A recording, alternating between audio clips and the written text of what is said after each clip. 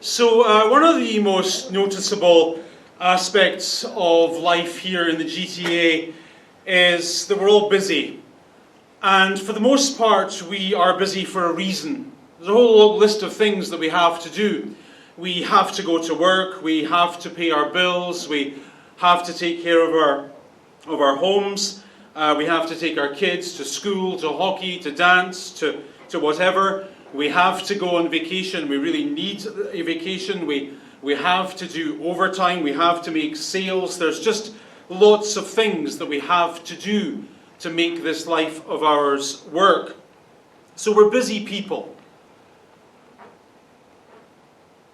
Yeah? So busy, actually, I think many of us deserve an award. I think someone should give us a special medal or something. And even though we're already overstretched and can barely cope with the commitments that we already have, we still feel this constant pressure to push ourselves further and make ourselves even busier. And in our busyness, we spend the two commodities that our society values the most, time and money. We're always spending those things. We're spending time, we're spending money, and we're always spending time and money in effort to get a better life for ourselves. In fact, I'll bet that in every single one of our homes, two of our most common complaints are that there's never enough of either of those things, right? How many times in a week do you say this? There's never enough time. There's never enough money. I'll also bet that we'll gladly spend money to try and get more time. I'd do that in a heartbeat. When I first moved to Canada, I used to think that people had cleaners were lazy. Now I think, hey, go for it. Whatever you got to do, buy yourself some time. Why not? It makes sense. So this morning I want to talk a little bit about how our Christian faith affects the way we think about time and money. And before I dive into this, remember what we're doing at this part of our Christian week is we're hearing a different voice. We're learning a different wisdom. And it isn't exactly the same as the voice and the wisdom that we live with the other 6 days. And it rubs, and it confronts, and it chafes. Bible. The Apostle James says to the early church, "Now listen, you who say, today or tomorrow we will go to this or that city, spend a year there, carry on business, and make some money." Context. These words were written in the mid-40s of the first century. They were probably the first bits of the New Testament to be written, actually. And while these words are being written, there is a deep, deep recession going on in Israel. So people are losing their incomes, they're losing their jobs, they're losing their homes, they're losing their businesses. I mean, life is going down the toilet fast. And as a result of that, early Christians are getting together and they're expressing the exact sentiment of these words. They're saying to themselves, well, we can't make it anymore. We can't stay here, there's no jobs here, there's no money here. So what we got to do is we got to go to this or that city. And we've got to get a job in construction or in the service industry or a hot dog stand or something. And we'll get ourselves on our feet again. And we'll make some money. They're all saying this. So this sentence is talking to a person who makes three very important assumptions. Assumption number one. I assume that I will go to a certain place. Assumption number two. I assume that when I get there, I will do a certain activity. Assumption number three, I assume that the results of that activity are predetermined. In other words, he's talking to people in his congregation who plan their lives, and as they do so, they make assumptions regarding the future. So the issue at stake then here is not one of wanting to travel to a certain place or one of wanting to make money. There is, from a Christian perspective, absolutely nothing wrong with wanting to make money. In fact, one would say that is a good thing to wish to do. One would say biblically that the desire to make money and to provide for ourselves and for our families is God-given and innate. The Bible actually says God has given to man the ability to create wealth. The Bible further says that it's our responsibility to take care of ourselves and our families. So that's not what's up for discussion in this bit of the Bible. What's up for discussion here is our tendency, our inevitable tendency, to assume that we have control over time and events. And in that regard, we ought to sit up and pay attention to this bit of the Bible, because although we may not be the sort of people who want to travel here or want to do this or want to do that, we are all the sort of people who make assumptions regarding the future. We assume, for example, that we'll be here alive and well next Sunday. We assume that this time next year we'll still be fit and healthy. We assume that the mental image that we have of our lives in 10 years is the one that will come to pass. We assume that because we're doing A, B, and C today, that D, E, and F will be the consequence tomorrow. So having then raised this issue, James then exposes the stupidity of thinking that we can assume anything regarding the future. Look at what he says in the next sentence. He says, you don't even know, and this is a pause-giving sentence. You don't even know what will happen tomorrow.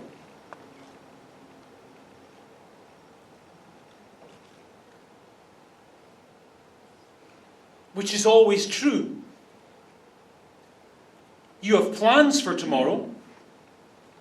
You have a fairly clear picture of what tomorrow is going to look like, actually. At a certain time, your alarm will go off. You'll get out of bed. You'll go through your morning routines. You'll get yourself to work. The clock will tick. You'll do this. The clock will talk. You'll do that.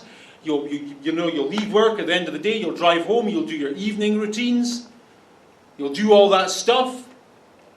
Rinse, repeat, carry on. All sorts of assumptions regarding tomorrow and the day after that and the day after that.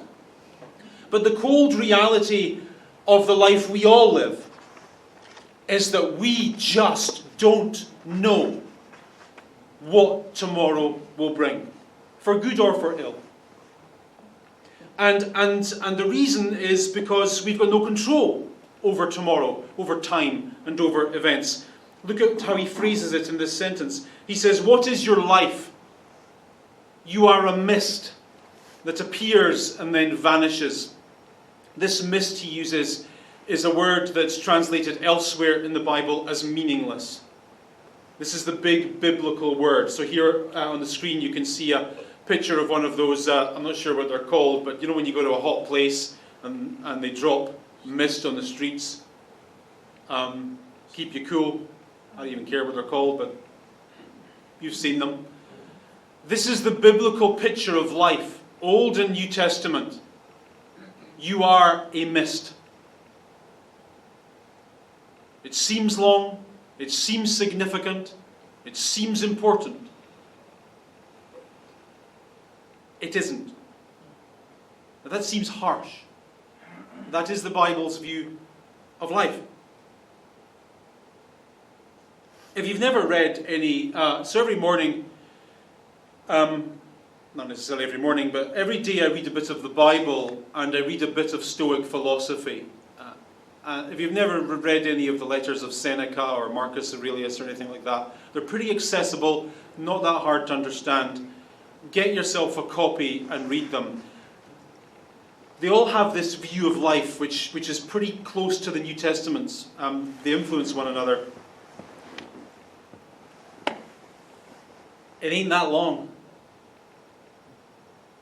It ain't that important. One day, the party's over. And not long after that, you're forgotten. Think on this. There's the message, right? So one of the keys to life from James's perspective is to think properly about who you are. And this is not the sort of empowering, feel-good thing that you would read in Cosmopolitan or Men's Health magazine. The message here is not that you are fit and wonderful and sexy or any of that nonsense. The message here is that you are temporary and very unimportant and very forgettable. One day we will be gone and forgotten. and it will be as though we were never here. This, from the Bible's perspective, is a truth of life that we should rehearse and remember. Our time will run out. Our time will run out. Repeat it when you look at yourself in the mirror, when you put your socks on in the morning, when you go to bed at night. Our time will run out. When you enjoy a glass of wine, when you eat a good meal, when you laugh with your family, our time will run out. When you stress out about your problems, when you worry about stuff that probably doesn't matter, our time will run out. James wants us to have a Christianity that makes us think properly about tomorrow morning. We all have plans for the future, and so we should. And on the other side of the coin, the Bible would urge us to have plans for our future. The Bible wants us to be industrious. It wants us to be wise and to provide and to store up stuff and to take care of ourselves. It wants us to do all those things. What James is talking about here is that instead of, he's not saying it's wrong to have plans and it's wrong to want to have money and make money. He's saying it's wrong to assume that you have any control. Notice he goes on to say, instead you ought to say, if it is the Lord's will, we will live and do this and do that. Now, I don't know about you, but when I read this sentence, I can honestly tell you, with no exaggeration whatsoever, that I honestly want to live. I like living. Living is epic. Really is. And I definitely want to do this. And I probably want to try that. And to those ends I make plans. And my plans are not wishful thinking. They are partnered with industry and a little bit of cleverness along the way. But this sentence corrects me. It gives me pause. It doesn't say it's wrong to want to live to 147 years old and die of a heart attack playing beach volleyball in Brazil or anything like that. It's just saying it's wrong to forget that tomorrow, for good or for ill, either happens or doesn't, according to the mysterious and will of a God who we believe is good and kind and generous and caring. The wisdom in the Bible is that life and death are both in his hands, and we depend on him for those things.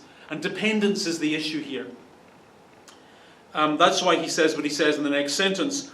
He says, but as it is, look at you, you boast and you brag, and such boasting is evil. Funny thing to say, why would it be evil to boast?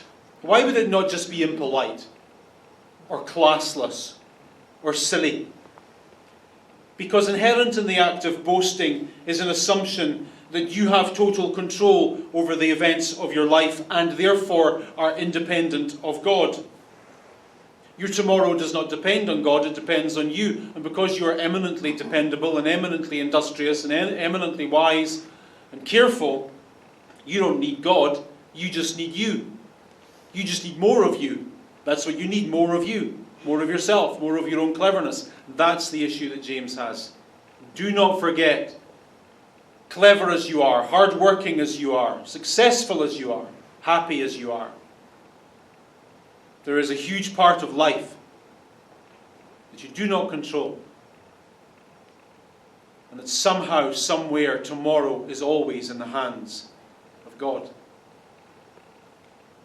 Next sentence, he says, anyone then who knows the good he ought to do and doesn't do it, sins. What he means here in this sentence, he says, guys, no new information here. You know the party ends one day. You know none of this lasts forever. And knowing that should cause you to wake up and live a certain kind of life. Bring to all of your plans and all of your pleasures and all of your schemes this constant mantra: time will run out. Then, having spoken about time, he goes on to speak about money. He says, now listen, you rich people. Which makes no sense. Because not a single person in James's congregation is actually rich. As I said a moment ago, these guys are going through the worst recession in living memory. They're so poor they can't afford to live in the poor area they currently live in and have to travel halfway across the world to find some other job. These people are dirt poor, almost begging poor. And yet James talks to them as though they were rich people.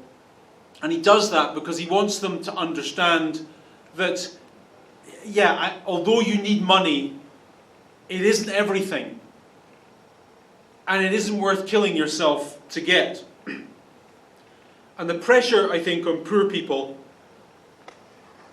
and I guess rich and poor is a relative term. We are all, compared to someone else, poor. Right? And the pressure, therefore, is to want what someone else has. And to think that the getting of what someone else has would take our lives to another level of happiness and satisfaction. We assume unthinkingly that more means better. We assume unthinkingly that more means happier. Surprisingly then, James says, listen then, you rich people. Weep and wail because of the misery that's coming on you. I just know what James's congregation said at this point. They were like, no, James, you don't understand it. We're weeping and wailing because our homes just got repossessed. We're weeping and wailing because we can't find a job that pays us enough money to live in this area. We're weeping and wailing because our loved ones are sick and we can't afford the hospital bills. We're weeping and wailing because our kids can't get the life we feel we want to give them. We are having a hard time right now because we are poor. Being rich would solve all our problems. What do you mean weep and wail because you're rich? That makes zero sense. James says, no, it's not that simple. He says, weep and wail, you rich, because your wealth has rotted, moths have eaten your clothes, and your gold and silver are eroded. In other words, I need you poor people to understand that money isn't always the answer. And it isn't going to make you as happy as you think it will. And we know this. We know, do we not, that what really matters in life isn't money. We all know that. We all know that when it comes to money, the cliches are actually true. We know enough to know that real wealth is family. Real wealth is friends. Real wealth is health. Real wealth is good old-fashioned happiness. We know that the government of Bhutan are right not to measure how well their country are doing by looking at their gross domestic product, but rather their gross national happiness. That's what the government of Bhutan do. They don't look at how much money everyone's making and how much they're creating. They look at how happy everyone is. And everywhere everyone's miserable, they say, we're doing a bad job. We need to increase the happiness level. Smart people. Take the guy who invented Minecraft as an example. So this guy's name is Marcus Notch. For those of you who don't know, Marcus Notch invented this game called Minecraft. It's basically a sandbox game where you build stuff with blocks, which isn't a normal thing to do. And I say that because I feel there's a pressure in society to be normal, to fit into everyone else's, do this, do this, do this, do this, and this is what a happy, successful life looks like. And it seems to me that many of the extraordinarily successful people and people who live extraordinarily interesting, happy lives weren't on a normal path. It's not a normal thing to invent a game like this. Anyway, that's an aside. Don't worry about not being normal. I think that's what I wanted to say to you. I don't know why that came to mind, because none of you appear particularly normal to me. So I wanted to encourage you in your lack of normality.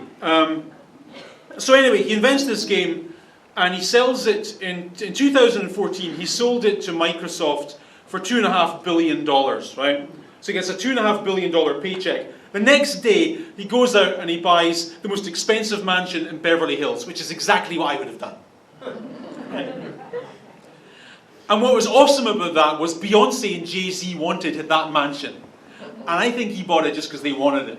So he outbid Beyonce and Jay-Z for the best mansion in Beverly Hills. And it has all the things you'd expect a Beverly Hills mansion to have. It's got an infinity pool overlooking downtown LA. It's got a gym. It's got, a garage for the car. If you're interested later on, the real estate listing on YouTube is still on YouTube. It's fascinating. And my favourite part is this.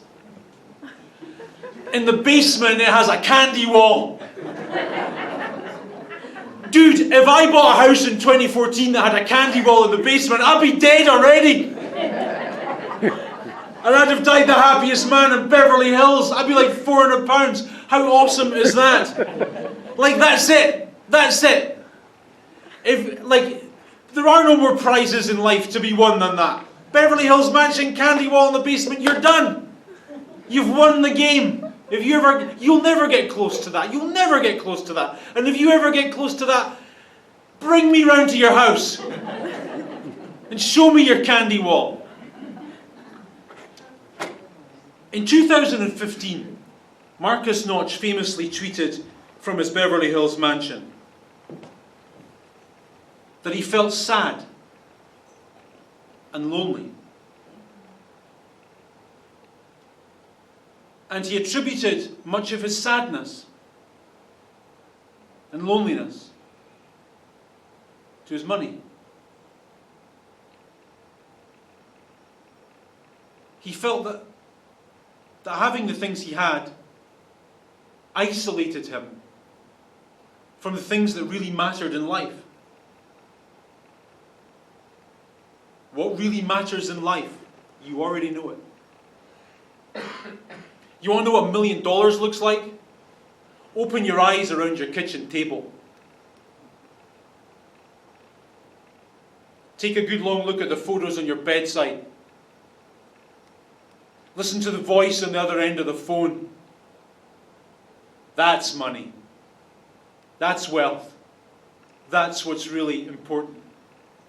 Yeah, you need money. Of course you do. You've got bills to pay. We all do. But real wealth isn't numbers in a bank account. It's people. It's connection. It's love. It's family. It's friends. It's being happy.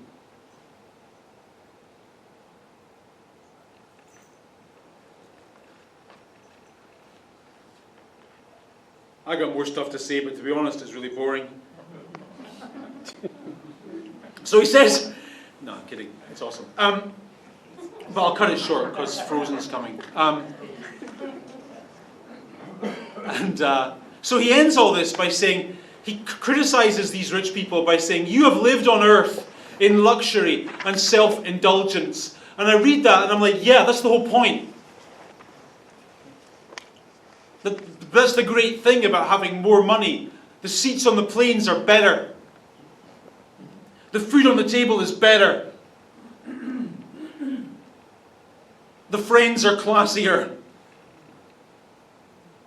The meals are swankier. The clothes fit better. That's the whole point. And yet James's poor friends think that that's a life to aspire to. James says it's a life to avoid. And there's Christianity in the world we live in. It's always a rub. When we open the Bible, we hear a different voice, a different wisdom. There was a report on the news this week that said Canadians are living longer than their savings.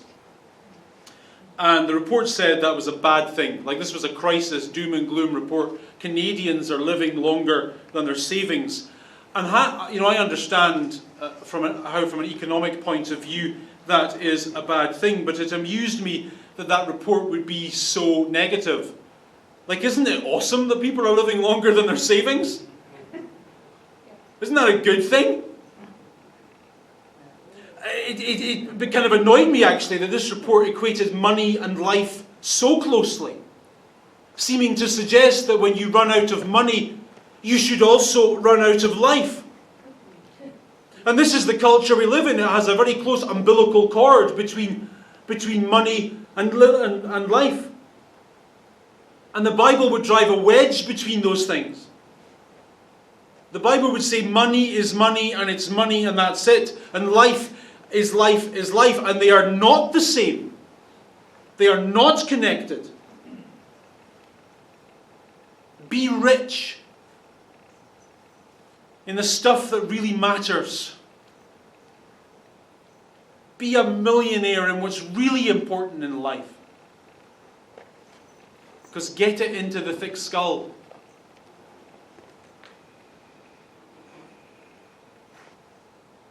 One day, all of the pleasures and possibilities of life and love and friendship and parenthood and enjoyment will leave us forever. But not today. Today we live. Living is good. And the good things are free. So make the most of them. And enjoy them while you can. God bless you.